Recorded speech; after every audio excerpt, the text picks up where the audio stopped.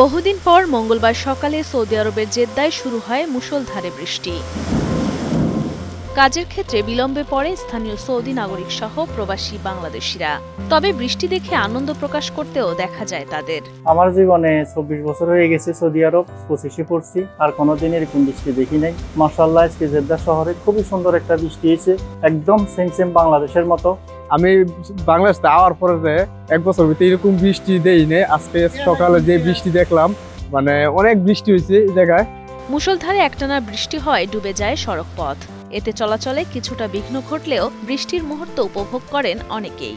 একেবারে অসাধারণ একটি মৌসুম, যেটা আমরা অনেকদিন কল্পনা করতে পারিনি। সকাল 10টা থেকে মুষলধারে বৃষ্টি হচ্ছে এবং সেই বৃষ্টিতে আমরা অনেকের বৃষ্টি দেখেছি, অনেকে গাড়ি নিয়ে বের হয়েছেন।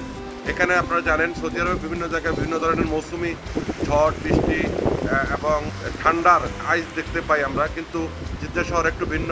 এখানে কিন্তু বৃষ্টি একেবারে না দেখার মতোই, তথা হঠাৎ করে আজকে বৃষ্টি হওয়াতে মোটামুটি আমরা যারা ফরেনার আছি, আমরা যারা প্রবাসীরা আছি, তারা কিন্তু অনেক আনন্দ।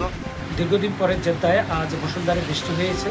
আবহাওয়া বিভাগের অগ্রিম সতর্কতার কারণে স্কুলগুলি বন্ধ ছিল, এই জন্য রাস্তাঘাটে তেমন রাশ ছিল না।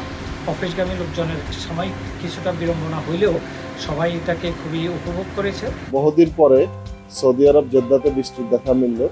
আজকে সকাল থেকে মুষলধারা বৃষ্টি শুরু হয় জেদ্দাতে। আসলে জেদ্দাতে যত্রতত্র বৃষ্টি না হওয়ার কারণে যখন জেদ্দা প্রবাসী সহ স্থানীয় সৌদিরা বৃষ্টি দেখে, তখন সবাই রাস্তায় নেমে পড়ে। বৃষ্টির দেখে তারা অনেক খুশি থাকে, এবং কি সৌদি আরবের বিভিন্ন ডিস্ট্রিক্টে, যেমন কি আবা, তায়েফ সহ আরও বিভিন্ন ডিস্ট্রিক্টে সবসময় বৃষ্টি হয়, কিন্তু জেদ্দাতে যত্রতত্র বৃষ্টি না হওয়ার কারণে হঠাৎ বৃষ্টির দেখা যখন মিলে, তখন সবাই রাস্তায় নেমে পড়ে বৃষ্টি দেখার জন্য। সর্বশেষ তথ্য অনুযায়ী বৃষ্টিপাতের কারণে কিছু এলাকায় বিদ্যুৎ সংযোগ বিচ্ছিন্ন হয়েছে এবং বিঘ্ন ঘটে যানবাহন চলাচলে।